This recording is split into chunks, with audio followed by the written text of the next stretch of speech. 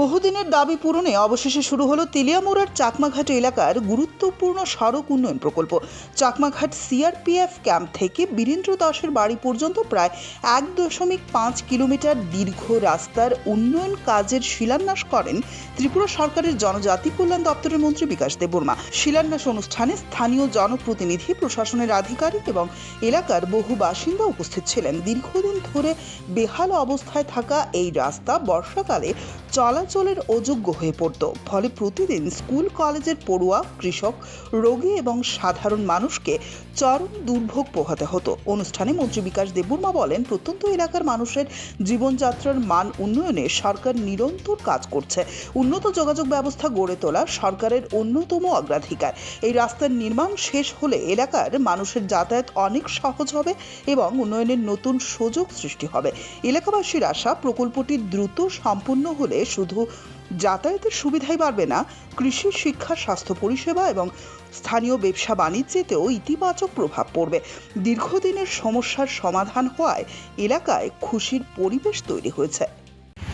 নমস্কার মিডিয়া বন্ধুদেরকে, আজকে একটা অত্যন্ত খুশির দিন। কেন খুশির দিন? দীর্ঘদিনের চাকমাঘাটের সিআরপিএফ ক্যাম্পের সামনে এখানে লোকাল পাবলিকের অনেক ডিমান্ড ছিল যে একটা রাস্তার জন্য অনেক আন্দোলন করেছে। তারা দীর্ঘ 35 বছর অনেক আন্দোলন করেছে, কিন্তু রাস্তার কোনো হয়নি।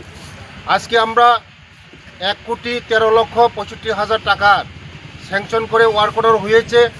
আমার সঙ্গে আছে ইঞ্জিনিয়ার বাবুরা এবং এই গ্রামের প্রধান, মেম্বার, সমস্ত জনগণ আছে।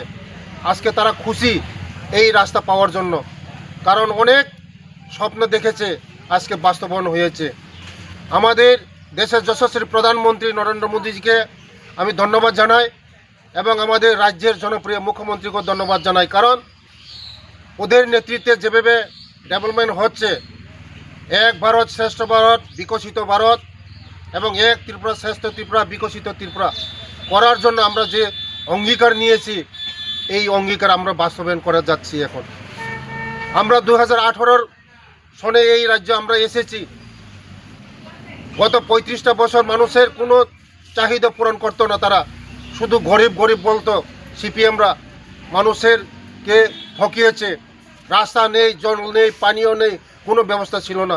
আজকে আমাদের সরকার আসার পরে আমাদের রাজ্যের জনপ্রিয় মুখ্যমন্ত্রীর নেতৃত্বে যেভাবে ডেভেলপমেন্ট হচ্ছে, আপনারা সবাই জানেন, আপনারা সব মিডিয়ারা জানেন যে সারা ত্রিপুরার মধ্যে একটা ন্যাশনাল হাইওয়ে ছিল, আজকে কয়টা হাইওয়ে। তার জন্য মুখ্যমন্ত্রীকে আমি ধন্যবাদ জানাই।